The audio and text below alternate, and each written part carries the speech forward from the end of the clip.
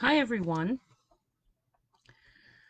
Welcome to my video podcast called Marianne's House with myself, Marianne Goldweber.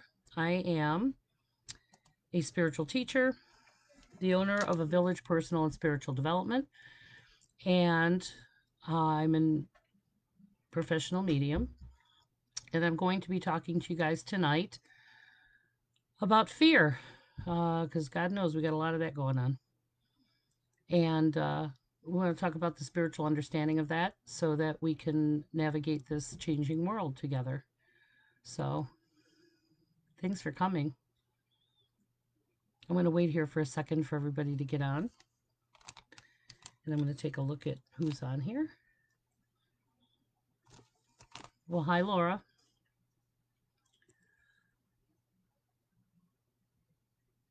So, thank you for joining me tonight.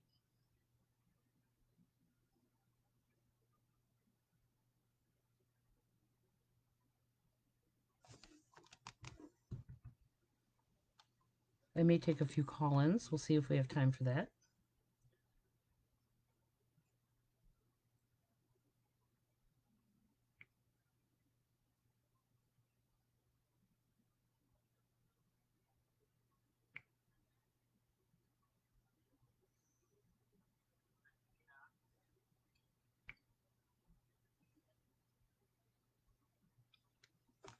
So, this should be an interesting dialogue that we're going to have.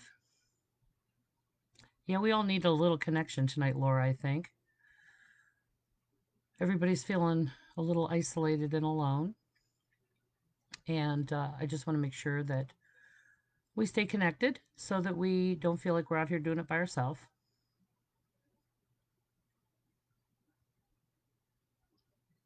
But these are definitely challenging times. But it's all good, as we're going to talk about tonight.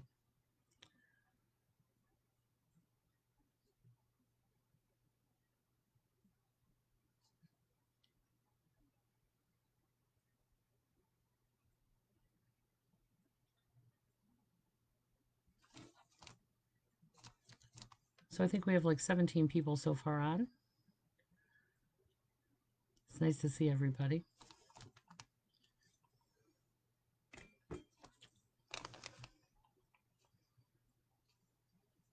Hi, Kim.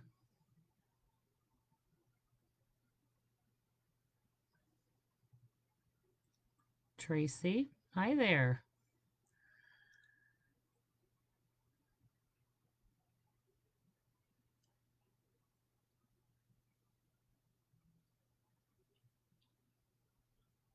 So, as I started off earlier, I wanted to talk a little bit about fear tonight from a spiritual perspective and how to navigate that better and give you guys some tricks and tools that are going to help you uh, stay connected and not wig out and freak out and all those things. So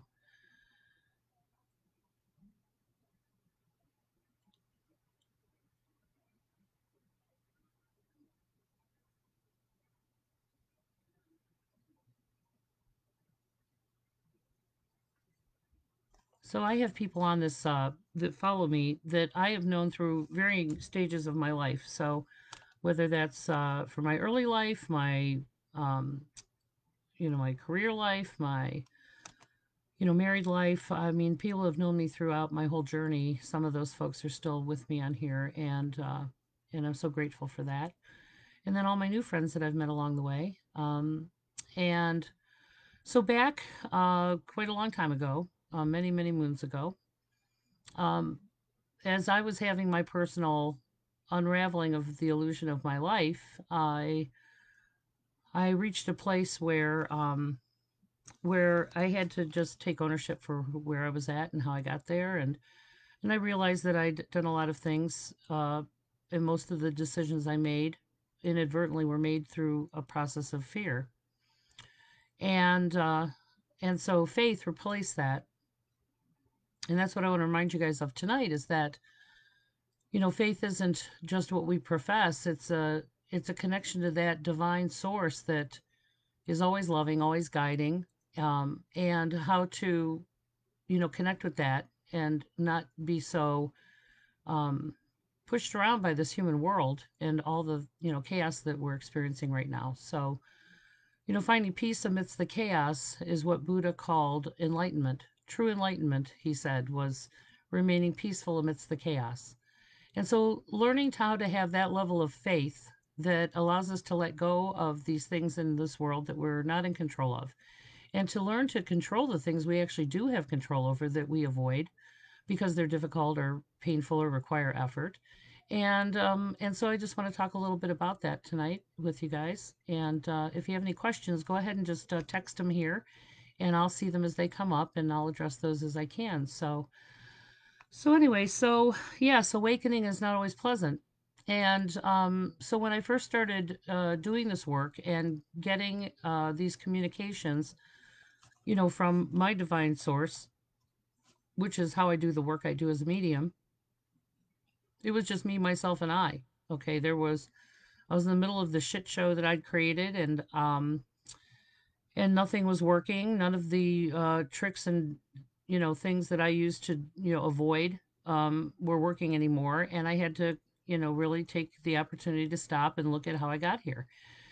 And so my faith is what saves my life, and knowing that we're all here for a higher diviner purpose is something that I help people with as they reach those awakenings in their life. So whether those awakenings occur because of a death of a person, or whether they are a death of a relationship, or some awakening to, you know, where your life comes unraveled because you can't control everything anymore.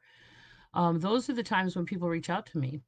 And the reason that I am able to help them through those processes is because I've done it. So, and I meet most of you guys in usually your most difficult moment. And it's such an honor to be able to do that. And the thing that I've learned to do over the last 30 years is I know that every person is having their experience for a reason, even though in this moment we don't know why these things are happening, that there is a higher divine reason. So our soul comes here not to suffer, but to learn. And it's kind of like stepping into an ongoing play, except they send you down here with no script, no place to stand. You don't know where you're at, and you kind of just bump along as you go.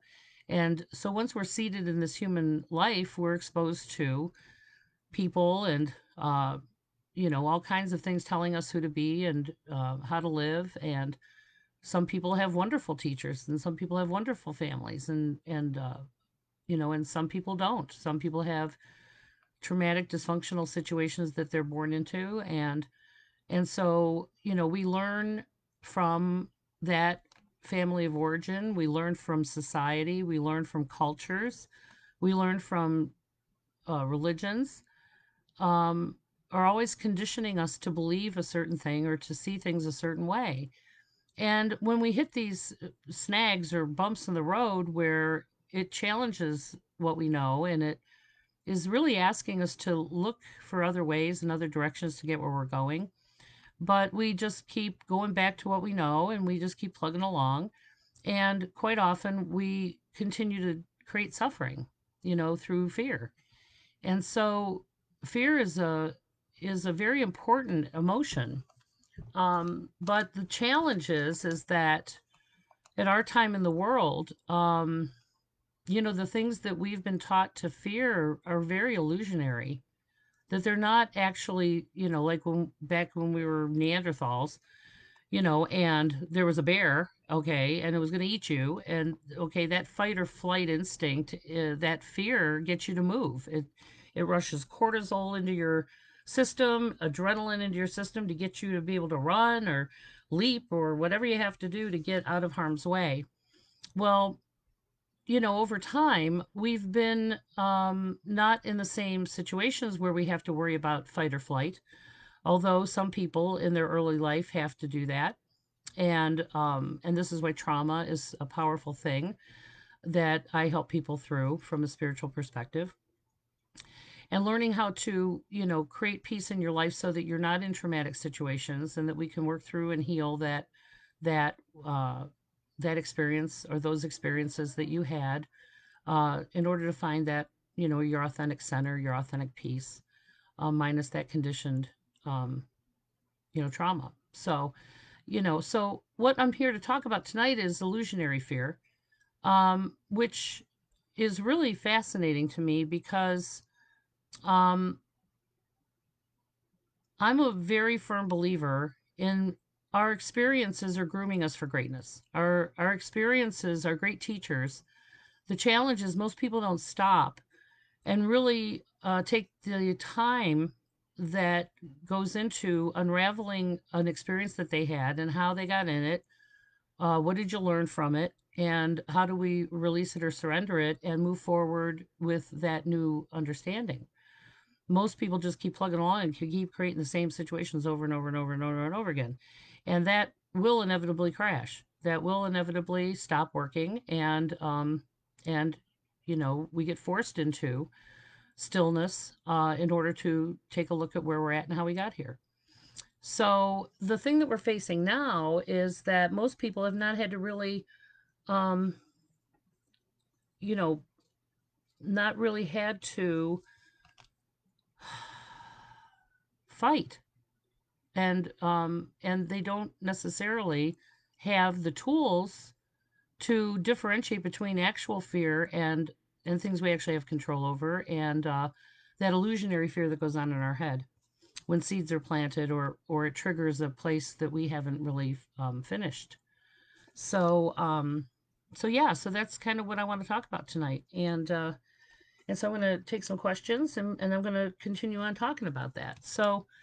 Um, so I know you guys. Okay, I've met, and for those of you that I have not met, I would hope that eventually that you call me for a session, because sessions are so comprehensive because we get to really talk about what got you to call me, which is usually when you feel like you're out of control or don't have answers, and that you're looking for some kind of spiritual understanding.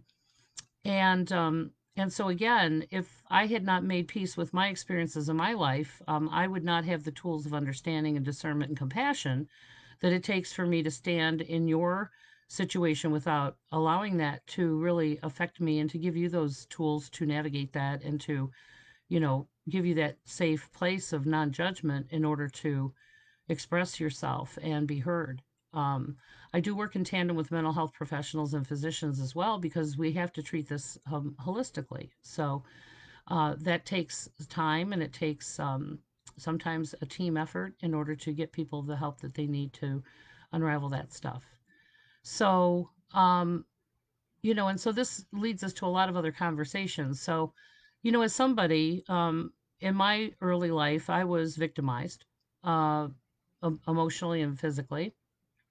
And I came to a place where I didn't really trust people, and especially people in authority, because there was no safe place for me to be. So no one understood, no one was compassionate, nobody intervened or tried to change it. And so, I just kept it in myself and just started doing what was best for me, and never really relied on other people for those things. So, thank God for the beautiful angels that showed up through my life who graced me with their compassion and their understanding. And it's because of them that I am who I am. And this is why we have a village, because, you know, we have these shared experiences. They may not be the same, but they all come from the same source, which is, trauma or cruelty or, something that makes you not feel safe. And when you're a kid, you can't control that.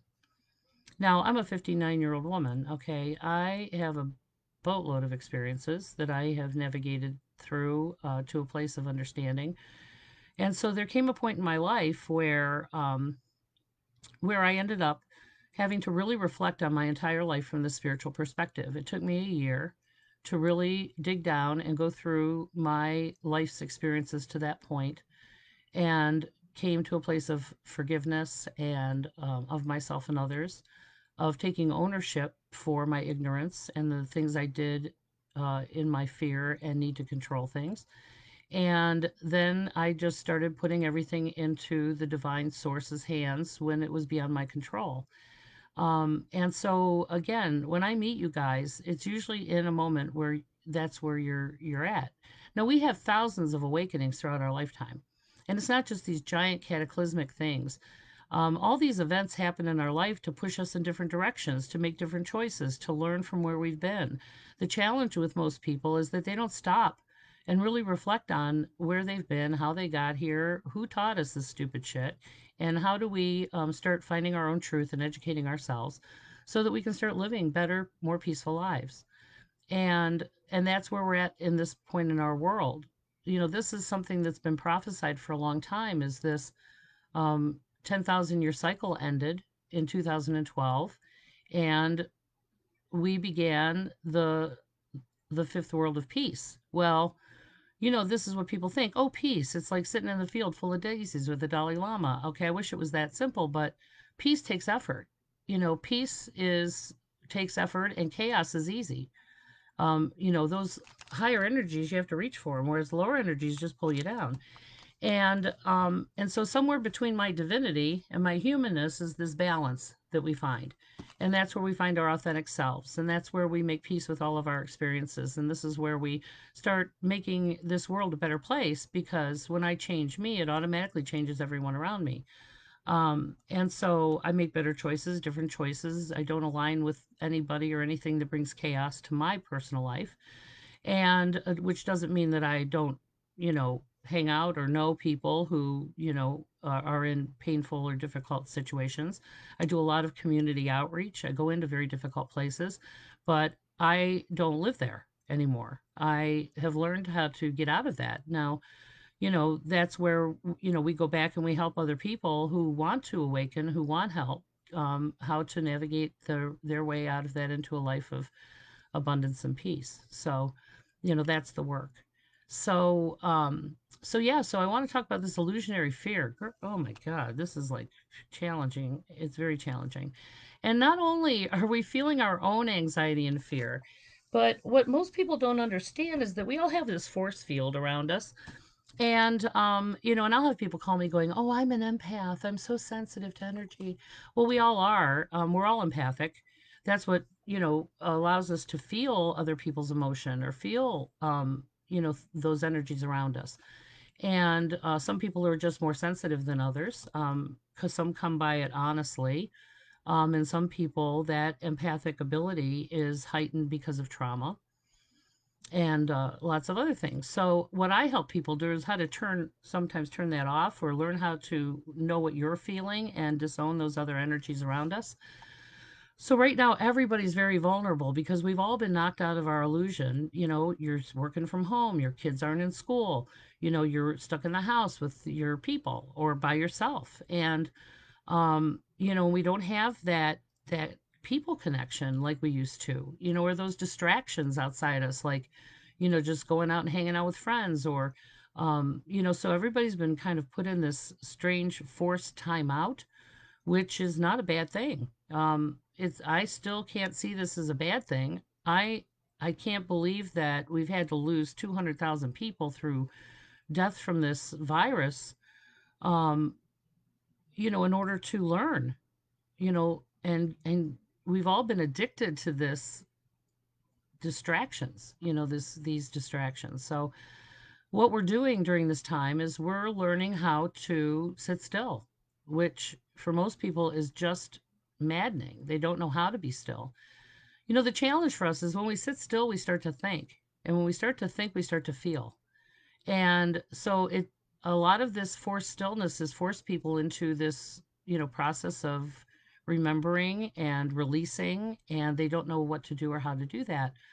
So when we feel these chaotic energies outside us, or all this fear mongering that's being perpetrated at us, um, as a distraction, that is a ton of energy. And so none of us are really full enough to be able to realize that, is this my actual fear or anxiety, or is this coming from outside me, by virtue of the chaos that's going on outside in our world.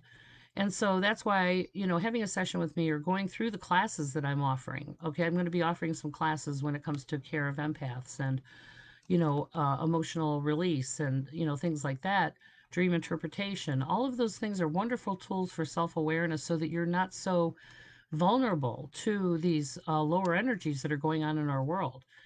So a lot of the things that are going on in our world are incredibly important, very, very important, because we can't change what we can't acknowledge. This has been broken for a very long time. And the challenge is that we've been so distracted by having to make money and putting our kids in daycare, and we've lost that connection, a true connection to ourselves and each other, because of these distractions. And so we're all going through this decompressing process of like a death, where we're trying to assimilate all this new information into some kind of sense of normal. Okay, it's a process. It's not something you get over, it's something you get through. And again, what are we learning through all this? So that's what I would really like you guys to write down tonight is, and so what the first thing we want to do is we want to go to our fear. We can't we can't really give it a voice unless we know where it comes from. So what are we afraid of? You know, and once we address that fear, then we can see how maybe um, unprepared we are, or lack of information, or lack of preparedness on some level. And I'm not saying like, survivalists where you go out and just, create a bunker and fill it with food and things like that. But what I'm saying is once we go to the fear, we find that it's not as scary as we think. And we have more choices than we think. And so once we go to that fear, we want to process our emotion about it. So I'm afraid because dot dot dot. I'm afraid because I'm afraid I'm not going to have enough money, or I'm afraid that, my people are going to die. Well, we're all going to die. The question is when. And, the chances of that happening to you is slim. But, when we go to that fear, what can we do? What do we actually have control over in that situation that we can do that is going to create some kind of a plan or some type of conversation or situation where we can surrender, take control of what we can, and then the rest is not up to us. The rest is up to the divine source of your understanding, whatever label you want to put on that divinity, whether it's God or Jesus or creator or the universe, that there is a bigger thing at work here. And that's the challenge, is a lot of people don't have religion anymore, or they have you know a watered down version of what religion really is. And so when you create that spiritual connection for yourself, and you trust, you learn to trust that, that divine knowing, that makes all the difference. So imagine your worst situation that you faced in your life. Okay. And we are here now today, together. So you survived it. You survived it. And so what I want you guys to write down is, that day, that was the worst day. That was the worst day of your life. And I want you to write down, what did I learn from that? What could have been the bigger lesson for me in that experience, and what can I take away from that experience? And that is the stuff that makes us wise. That's the thing that makes us make better choices later, or not take situations for granted. And so those are sometimes the things I work through with people one on one, which is something, if that's something that you have not done and you want to do that, um, I'd be, happy to book your session. So just give me a call. My phone number is on my website, which is mariannegoldweber.com. So anxiety, I'm going to talk to Melissa Emmy here for a second. So anxiety is lack of control. And the challenge is when our fear creates anxiety, um,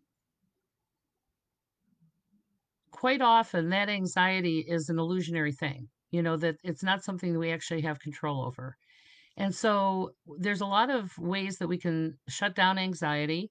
Sometimes meditation, and we talk about this all the time in here, is clearing your own energy first. So you guys should have a little list of things to do when I'm feeling anxious.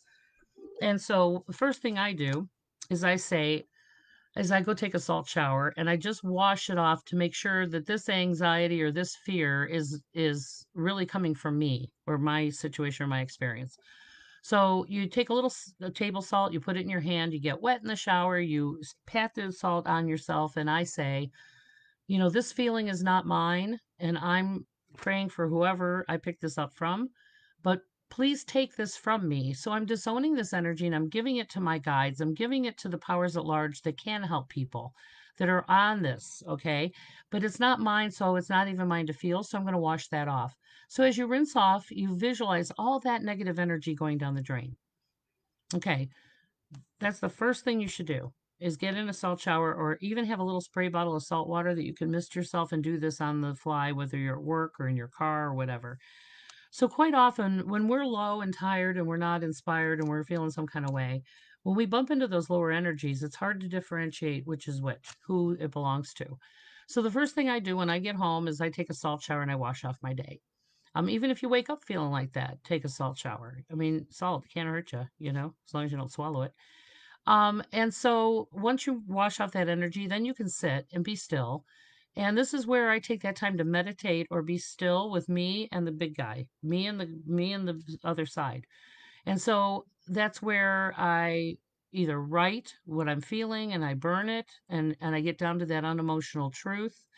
And that's when that higher voice of knowing will come in and allay your fears. It's just funny. I was talking to Dawn, and I hope she's on here.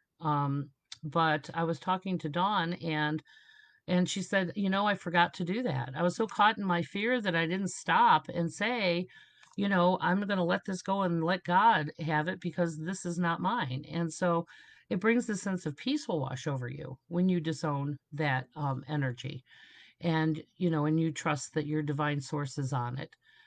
So if you guys remember your worst moment, those worst situations, and that we navigated through that. I mean, in my world, that makes you a badass.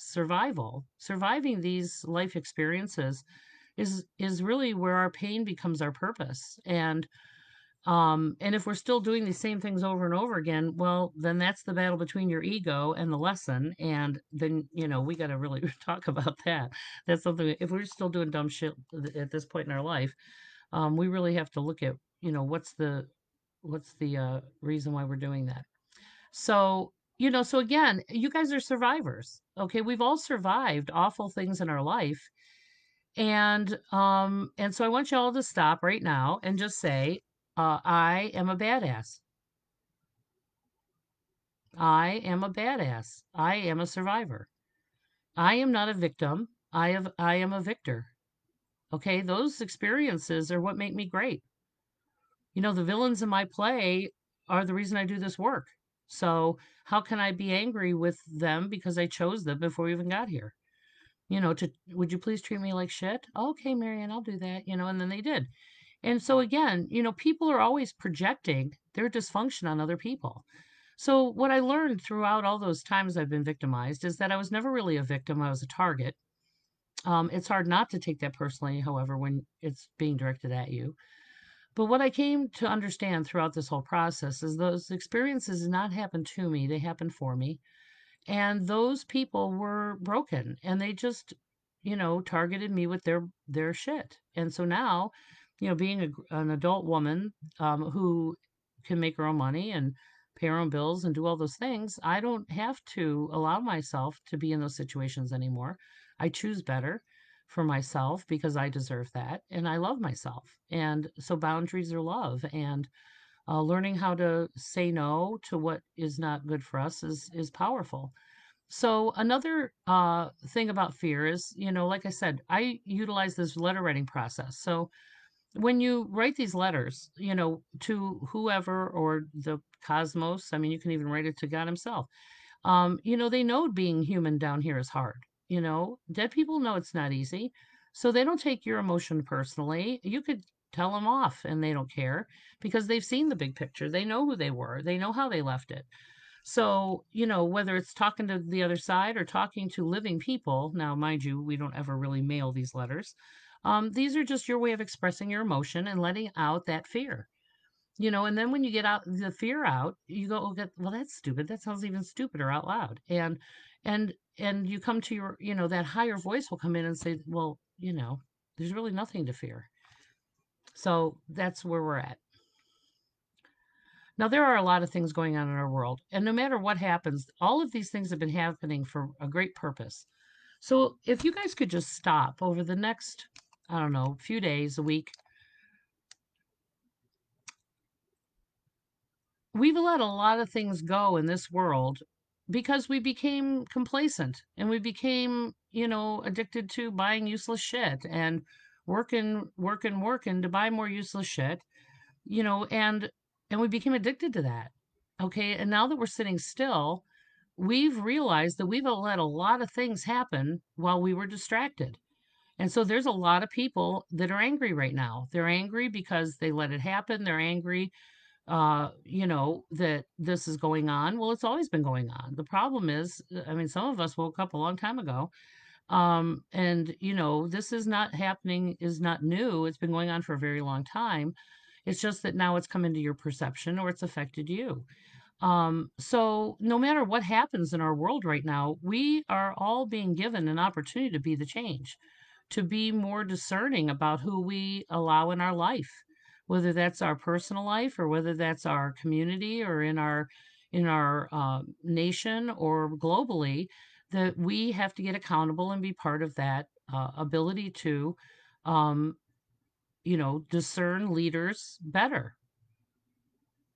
It's about character, it's about integrity, it's about, doing what's right for everybody.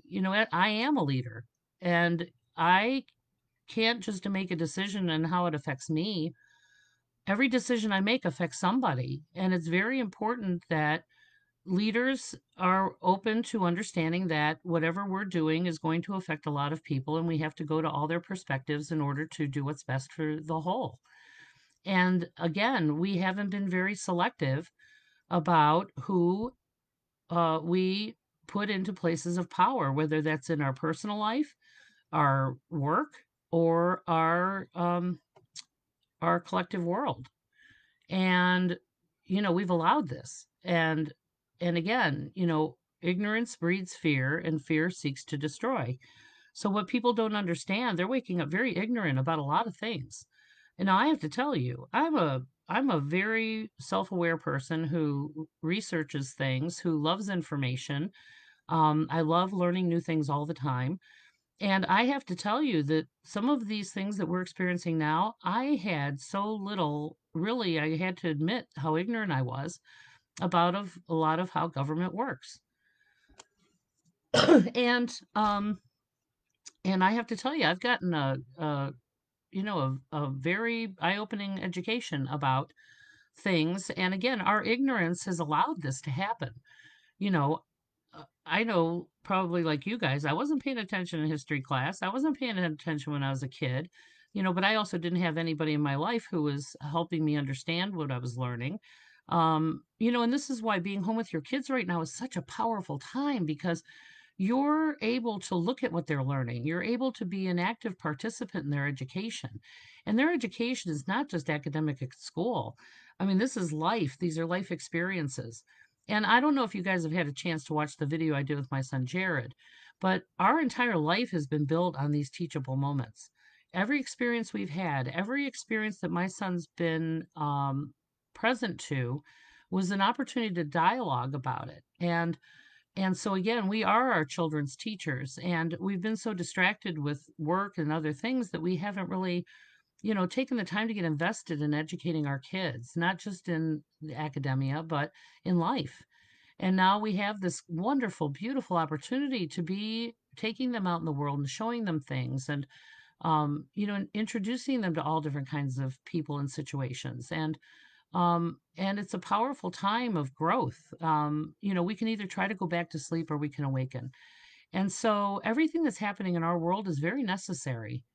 If we don't acknowledge what's broken, we're never going to be able to fix it.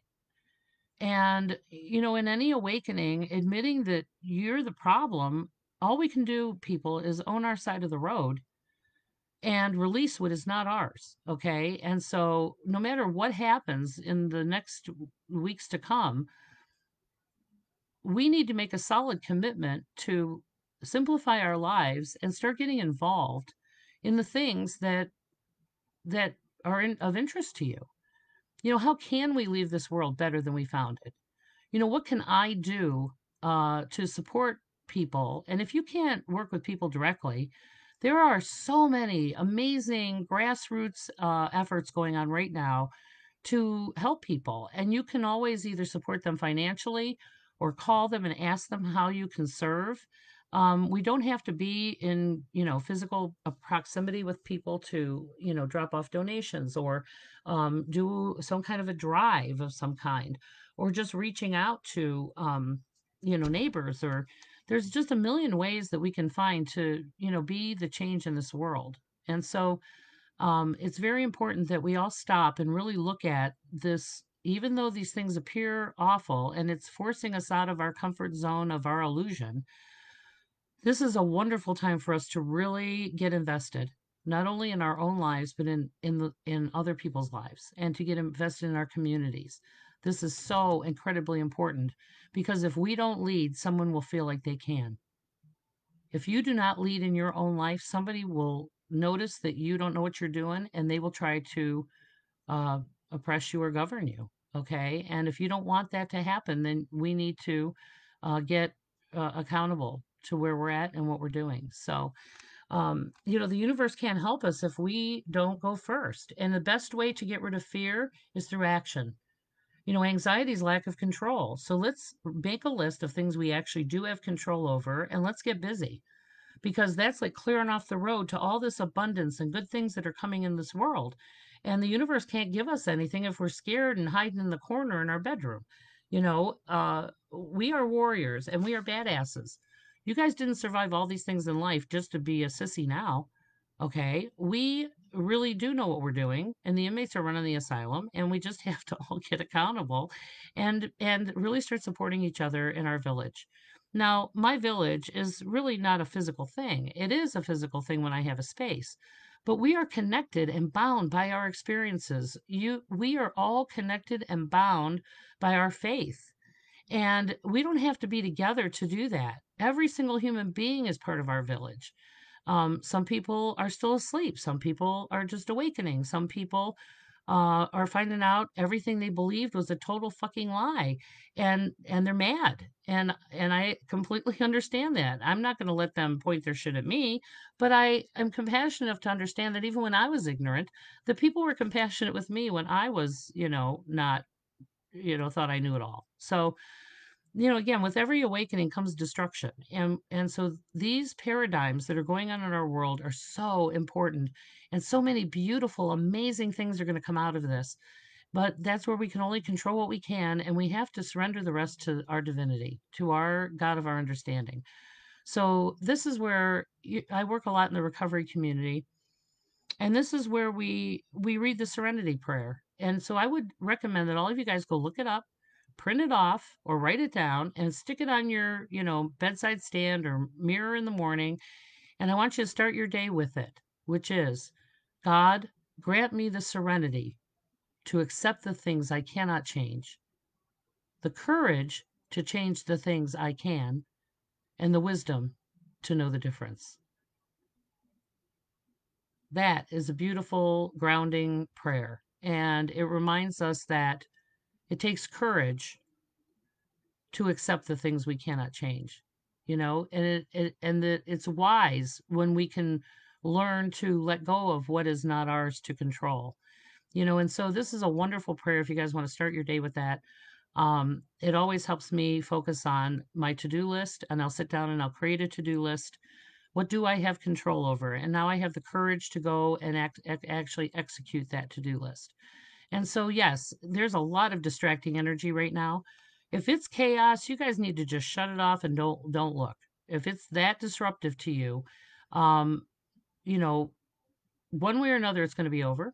And no matter what, we're going to still be here and we're still going to be doing this work and we're still going to be helping people and we're all still going to be, trying to make this a better world. So, with or without, we're going to do it anyway. And we all got to stick together. That's how it works. So let's take a look at our questions tonight. And I just want to say hello to everybody. Hi, Fawn, Jackie.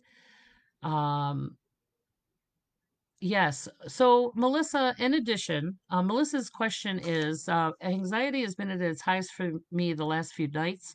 starting to ease a bit, but I need your message. Okay. So the message is that some of that energy is ours. Some of that energy is the world at large and what's going on currently. And and sleep has been elusive because still we have 6 planets in a retrograde status, which means everything's in upheaval. Every planet's going backwards. So everything it governs is bringing all the crap to the surface.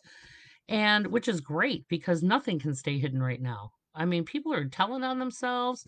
They can't lie if they were on fire. I mean, it's really kind of awesome to watch if you can just remain objective and watch the shit show. And people are telling on themselves. They're getting exposed. I mean, like I said, when you have a clean yard, you don't have to worry about any of that stuff. So I'm not wishing karma on anybody because karma's a bitch and I've been the recipient of my own. And, it's really a good thing to be able to, just remain peaceful amidst that. But this is very powerful stuff that has to happen. And so my fear, I don't want to interfere in that. But we also had a full moon on Saturday. Okay. So it was also Samhain, which is the changing of the seasons, the new year in our earth-based religions. So, we had this full moon, which is kind of like throwing gasoline on a fire. It's a time of getting out and doing things and feeling excited. So I want you to change that word, Melissa, from anxious to excited. Okay. So what can we get excited about? Anxiety is fear and lack of control. Okay. And so what can we get excited about? What can we create? What can we do that has purpose, that is actually finishing something or creating something? This is a wonderful time for that. So yeah, hopefully that'll help you. So this is to Gia Lombardo. Do you find that sometimes irrational fears can be more powerful than actual fears? Yes. You know, and another challenge that we're facing now is isolation. And so when we're alone in our head, uh, things can get, fear can become very delusional very quickly. So your brain takes this fear and it starts to make things up. And this is why isolation is so awful because it can become delusionary very quickly. And so we do need each other. We need to have these conversations. Start picking up the phone and calling people. Maybe set up a once a night Zoom call with your friends. This is why I'm doing these things more often. In fact, I'm going to do it where we're more interactive because this is very one sided for me, sending, just telling you stuff and not necessarily hearing, us talk together. And again, in the days to come, it's going to get more challenging. We just have to get more creative. So if you're caught in your head, that is a very dangerous place to be, and that's why we need someone else. This is why a lot of people join support groups or 12-step meetings, because it gives you an opportunity to hear other perspectives and find that common thread. So yes, illusionary fear can become very factual, etc. So I hear that. Phobias. Oh, that's a whole nother convo, but yes. Well, phobias are unrealistic fears based in some kind of trauma. Okay. Like, I had somebody who was afraid of onions because when they were a kid, they choked on onions and they've never eaten them since and they're scared shitless of onions. And again, those aren't, they're usually phobias are based in some kind of trauma. So it just depends on what your phobia is. But they can also be unrealistic and very limiting. They can limit us from doing really cool things. Like, I love onions. How do you know if you're on the right spiritual path? I believe it's more of a connection that you feel inside. Absolutely, Annette. This is Annette Restivo. So, first of all, your spiritual path is a personal connection to whatever you got of your understanding. I mean, whatever label you want to put on that thing. Like I said, people are like, I want to know who my guides are, blah, blah, blah. Okay, the other side doesn't have names and all that. Okay, I only tell you these things from my perspective because I've built relationships with the things in the spiritual world that help me do this work. But we all have guides. We all have ancestors helping us. The challenge is that we don't get out of the way and we're trying to micromanage God's to-do list and avoiding our own, the things we really do have control over. So whatever connects you to that divinity, Annette, I would highly recommend that you just, read. Some people are into Buddhism. Some people are eclectic. Like for me, I practice more of a Native American religion. But again, I'm not Native American. I don't practice it probably in the purest form, as if it was part of my upbringing and culture. But I only do that for myself. I don't do that for other people. But I find comfort in knowing, understanding that particular spiritual path.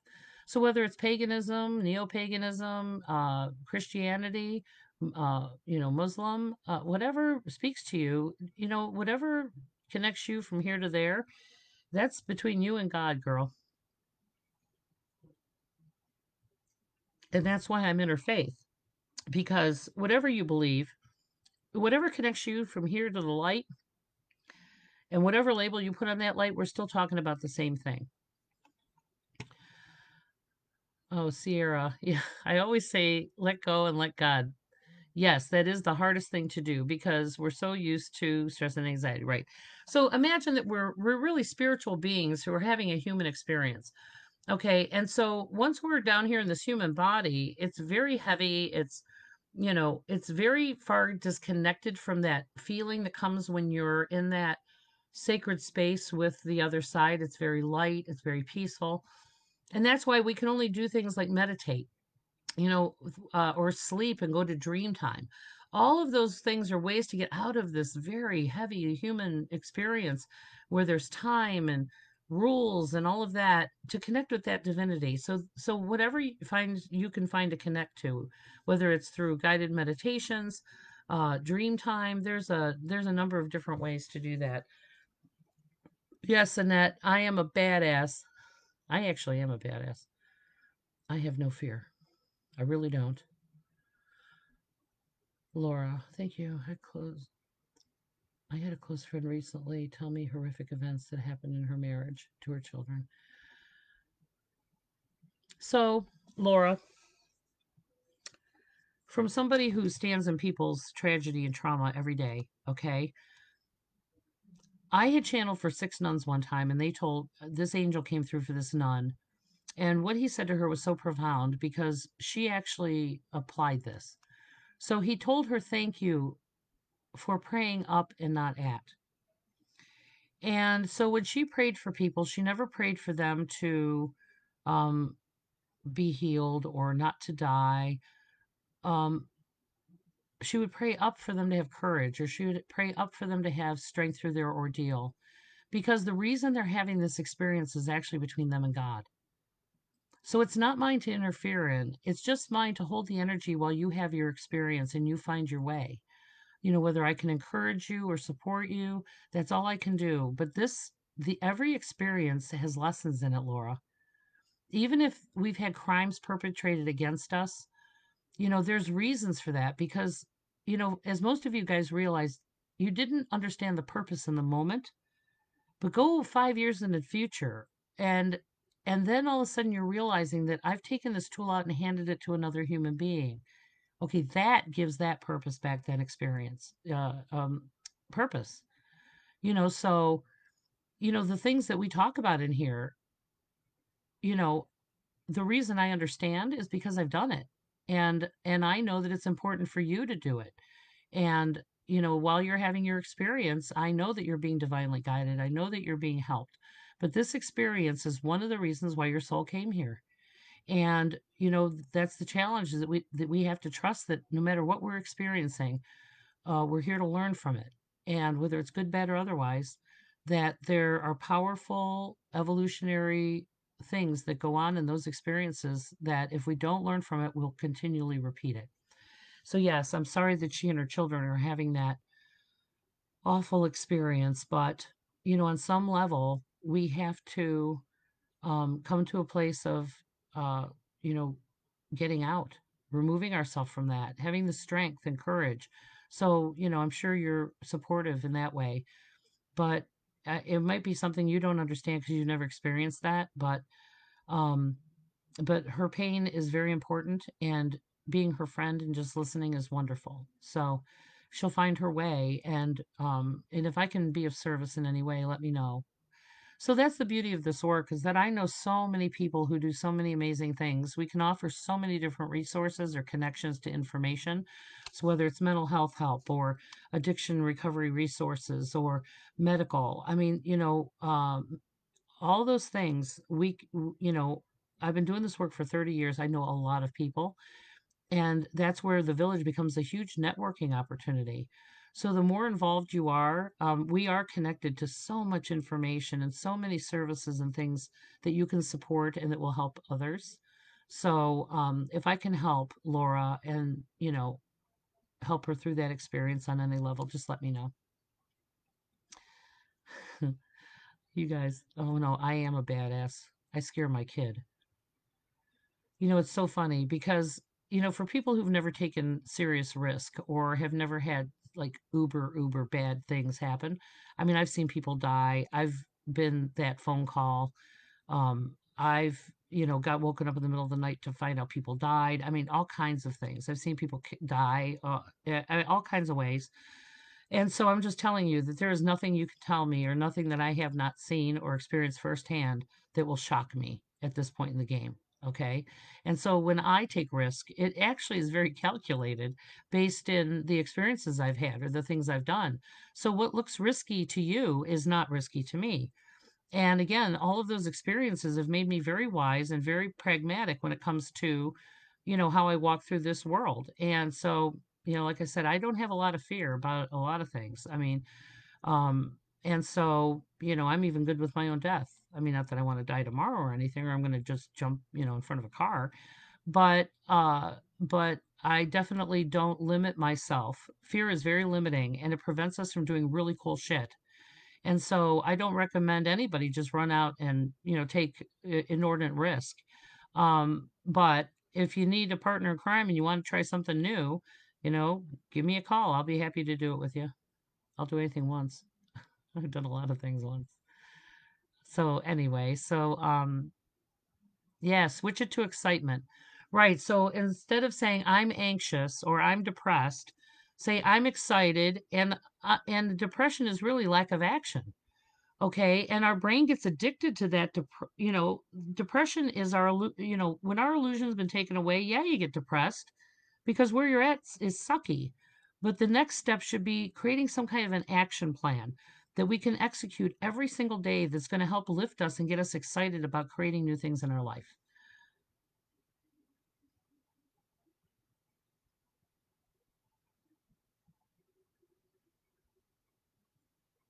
I know, I'm so glad you can stay, Becky. All right, kids, does anybody have any questions that they want to call in? You're welcome to give me a call. Yeah, well, again, depression is, once you've been stripped from your illusion or things are just out of our control, we need a game plan. And sometimes we need somebody to help us get on this game plan of moving forward. Sometimes we need vitamins. My vitamin D was critically low. I also found out I was diabetic. I was 10 years diabetic without knowing it. And I was so exhausted that it started to affect my thinking.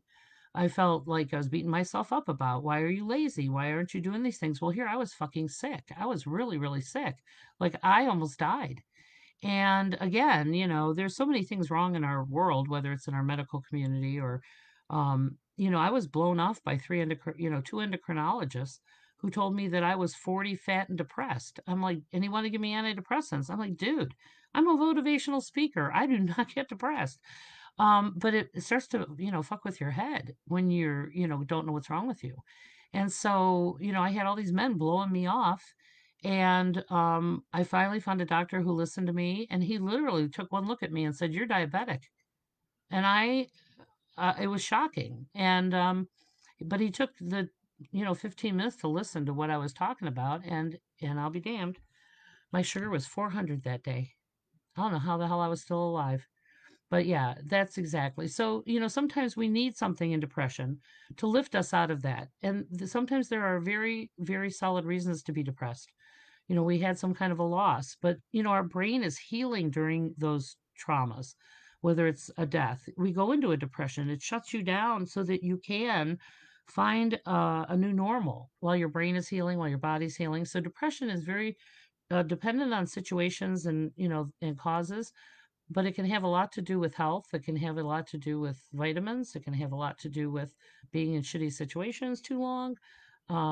And sometimes we just need a game plan, and we can't always do that by ourselves. So, mental health professionals, sometimes we do need some antidepressants to lift us out of that place so that we can find our feet. And so, all of those things are wonderful tools. So, if we can help, let me know. I know, right? I'm telling you, Christina, it's a flippin' miracle that this body still works. Like I said, I'm 59, okay? I never thought I'd live to be 45, 40. Like here I am, still working it. Oh my God. Yeah, so if you guys get a chance, in fact, Becky was just talking about it. I did an interview with my son Jared, and who's had the most amazing, weird, funny life, and so he gives a lot of advice about how to help your kids find their passion or find the thing they're interested in. And we had a very candid dialogue. It's a very long interview.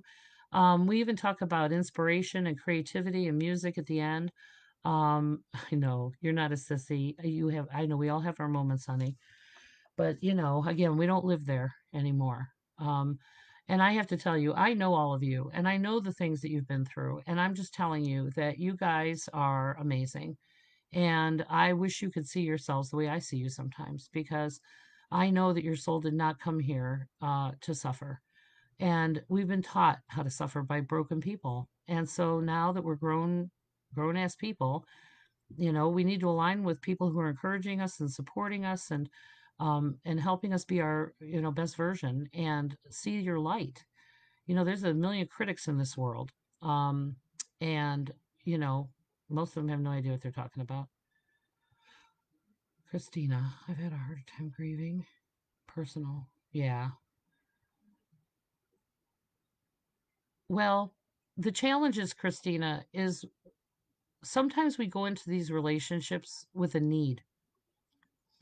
And I don't think we interview people long enough. Sexual relationships can be traumatic when they're over, because our souls remember being completely and utterly connected. Okay. And so when we're down here in these very separate bodies, the closest that we can get to another person's energy is through kissing or hugging or sex. Sex is a very intimate sharing of energy. And the challenge is that our need sometimes has us overlooking some character defects in other people. And our need is something that we need to, ask ourselves why we're doing what we're doing. And I know we all want that connection, but sometimes we need to fill ourselves up rather than just, getting involved in sexual relationships before we really get to know people on, we don't interview well. We weren't taught how to date. And again, it's very challenging because we do have that, there has been this spiritual sharing of energy. And so once we have a sexual relationship with someone, it isn't just they don't like me or they don't love me. We're also grieving, and we have to disconnect that that energy. They believe that we're psychically connected to somebody for a year, especially when we've shared energy through um, intercourse. So, yeah, so maybe that's something you and I can talk about. But again, maybe we need to look at who and what we're interviewing, and, you know, maybe some of those things about why we're sometimes in these relationships if they're not necessarily the right thing. How long does it take us to figure that out? Are we filling our own needs, whether it's physical, emotional, sexual, or spiritual? Are we doing that for ourselves because we deserve that? And then, being selective about who we share that energy with, so yeah, I've had a lot of sex in my life for a lot of reasons, not all of them good. And I don't mean good reason. I mean good reasons, not good sex. None of that. Most of it was not good. So again, yeah. So I don't think as women we talk about those things enough. About our sexuality and those things. We just don't talk about it. And so I do have a women's circle that meets once a month. It's called a Village Moon Lodge. And if you guys wanted, yeah, right, Christina? I know, a year. So if you guys want to connect with a Village Moon Lodge, that's our monthly women's group that meets on the new moon every month, and we do that on the new moon. And so we've been meeting like down in the metro parks, socially distanced. We have a book that is all available on the Facebook page when you join. I'll approve you when you get in there. Um, yeah, so again, none of us have been taught by healthy women how to interview, how to date, how to, find quality partners. And frankly, I was not healthy enough to be in relationships, and I was just kind of latching on to whatever came along. And so anyway, yeah, we as women, we need to really get accountable to ourselves and be more selective about who we share our energies with. Okay, Josette, what are your thoughts on believing in a higher power but having a hard time labeling as God? Right. Okay, so I had a very, very difficult time with the word God. And it was only because of my Catholic upbringing. Because I was taught that God was separate from me, that I needed this priest or this person to go in between me and God. I had to confess my sins or go into this, sacred place and vulnerable place to share with this person that I didn't like. These were not necessarily nice men. Uh, and then they would punish me by giving me penance and things to do. And so I had a very hard time with that fearful, vengeful God of Catholicism, that was so away from me, you know. And I knew inherently, I was a very, very spiritually connected kid. I didn't believe half of that stuff. And I would go toe to toe with priests over dogma. But anyway, so whatever the God of your understanding, whatever words you want to put on that divinity, I mean, you could call it Bob, it doesn't matter. Just know that there's something bigger than you at work, and you don't have to label it. I personally use the word creator, or universe, the universal, the source. I mean, I use a number of different words. I'm okay with the word God now. Um, I don't mind the word God because it doesn't, for me, have this religious connotation anymore. So, depending on what environment I'm in, but frankly, I don't use anything when I'm with myself and my divinity. Um, I don't label it. It's just something bigger than me that knows more than I do, who loves me and knows that I'm down here working it and I'm doing my best. And I can connect with that all the time, whether it's sitting still or through every person I meet. We're all a piece of God. And that's what's so interesting about words, like the word namaste, which is a Hindu greeting, actually. It just means hello in Hindi. And that's why Hindu people think it's funny that we walk around saying namaste to each other. We misappropriate other people's cultural shit. Anyway, um, and so the word namaste actually is a greeting that when we meet each other, that when you say namaste, that means I'm honoring the God light in you that exists in me also. So we're acknowledging each other in our divinity. It's like, oh, hey, traveler, down here working the road with me. Good luck on how that's going. So we're acknowledging that God light within each other. And so that's why a lot of people have adopted the word. But if you say namaste to, Hindu people, they just look at you like. So anyway, so just so so when we meet each other, that we greet each other in a way that is acknowledging that we're all sojourning.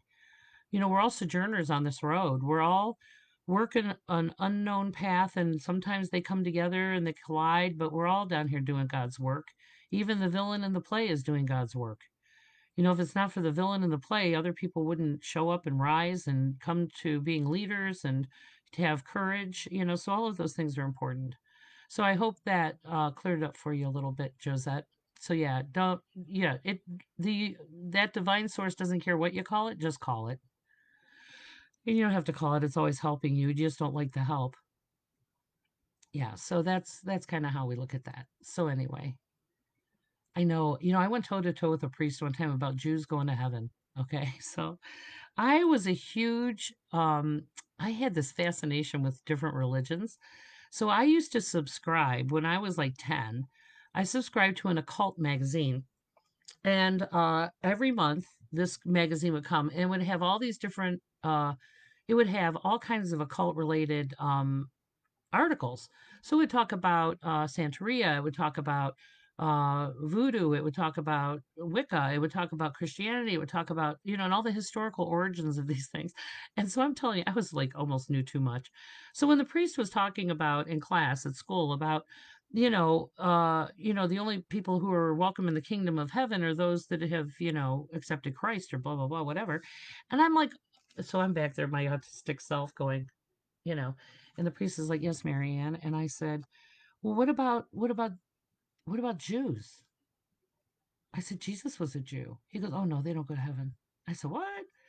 I said, "What do you mean? You telling me that a rabbi, a man who's devoted his entire life to God, is not going to heaven?" He goes, "Oh no, no, no, because he's not Catholic." I'm like, "Oh, for fuck's sake, right?" So anyway, so yeah, so that was my start. And then, as I was getting my ass beat to a pulp in the schoolyard, I was laying there one day and I'm thinking, where is Jesus? Like, I thought these people are supposed to be following Jesus. Where's Jesus? There's no Jesus here. And so very quickly I learned that, people preach one thing and then do another. And so this is where a lot of my dysfunctional issues started with control and things like that. So anyway, yeah, Jews don't go to heaven because they're not Catholic. So hey, whatever floats your boat. That's not for me. It might be for somebody, but that's just not for me. So anyway, if you guys get a chance, I want you to go on YouTube and I want you to look up Neil Donald Walsh. Neil Donald Walsh is one of my favorite spiritual teachers, and he wrote 3 books called The Conversations with God. And there's actually a movie on YouTube that you can look up that tells the story to his awakening. And that's what's funny when you look at all spiritual teachers, we all arrived at this by having our human illusion come crashing down. Okay. And again, we had, that destruction is what got us to wake up and realize we were the problem. And so Neil Donald Walsh had a movie done about the books he wrote, where he actually had a conversation with God for 3 years and wrote it all down. Well, so Neil Donald Walsh tells this story about being Catholic, and he's like a male version of me. He's hilarious, and I think I'm funny, but what do I know?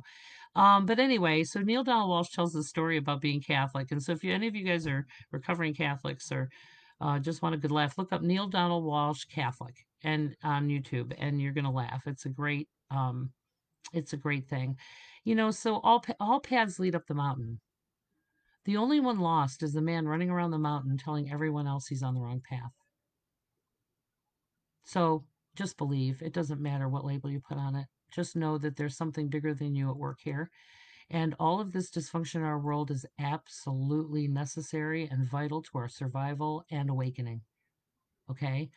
And don't be afraid. Your soul chose this time to come here to help with that. And how can we ever know how to help other people if we don't learn it first or go first?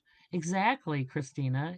Exactly. And this is, we're all recovering, and so whether you work a 12-step, everybody should be on a 12-step program. It's amazing. Um, and spirituality is a 12-step program. It's the same 12 steps, but just in a different language. And so, the first step is admitting that your life sucks and it's your fault. Okay, second step is turning it over to something bigger than you. All of those things are part of what, awakening in general, just waking up to our divinity. We're choosing this human experience. And frankly, we've all made shitty choices. So it's only up from here, people. So, and if we get further together. So, I would get in so much trouble as a kid for questioning. I know, right? So my son went to Catholic school. Oh my God. And we had to unravel all this stuff. He goes, Mom, this is so not like how it goes. I go, it's okay. Just learn the rules so that you know how to break them. That's how we work. So anyway, so having faith every day is important regardless. So anyway, if you guys have any questions or there's something that you're facing that, again, everybody's personal illusions are coming crashing down. So a lot of people are getting divorced. A lot of people are finding out they hate their job. There's a lot, people are finding out their kids are brats. Well, okay, so, we're all awakening to our life and what it really is minus the distractions that we've been giving energy to. And now that these distractions aren't around anymore, we need a game plan. And we all need a game plan. We all need to stop, be still, trust that divine source, and start controlling what you actually have control over. And then go be of service. There's a million ways to be of service without actually connecting with people. If you guys need any ideas, don't hesitate to give me a call. I post this stuff all the time about places that you can donate to, people that you can help. And again, they always need things, and you're going to have to get off your ass and just start calling these places and saying, what can I do to help? I had one client who one time I said that, this pantry needed peanut butter and jelly.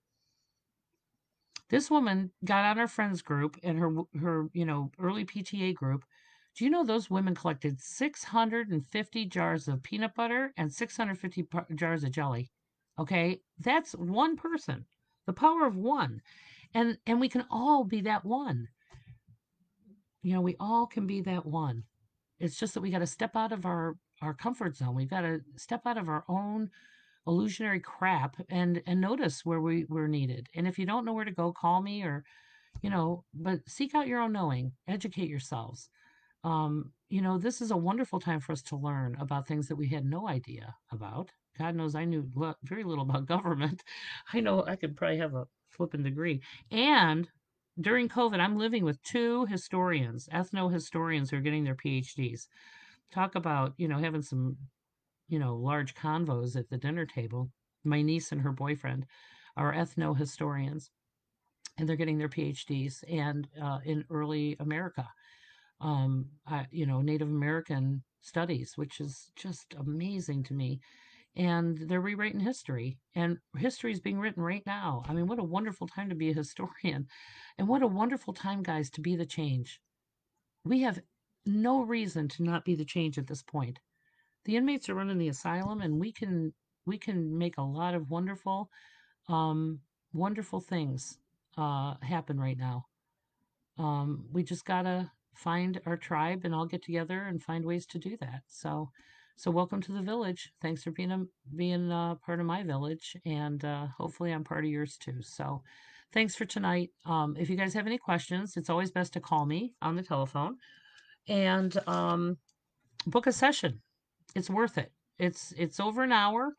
You get a game plan, you get tools, you get heard. I'll commiserate with you for a bit, and then we're going to, make a game plan, talk to your guides, find out what they've been trying to tell you, and who's helping you. And it's wonderful to get us through grief or any of the experiences that we've had and come to that higher spiritual understanding. So I'm so grateful for all of you. Guys, this is cool stuff. Don't be afraid. Just sit back and, like I said, people are coming unglued. It's amazing to watch the truth that's being revealed right now. And have faith. God's on this. The universe, be patient because there's a lot going on behind the scenes that you're not aware of. We don't get to hear it all. And so I know that there's divinity all over this thing, and I am moving forward anyway. We're going to move forward into this world no matter what happens, okay? And we're going to do it together.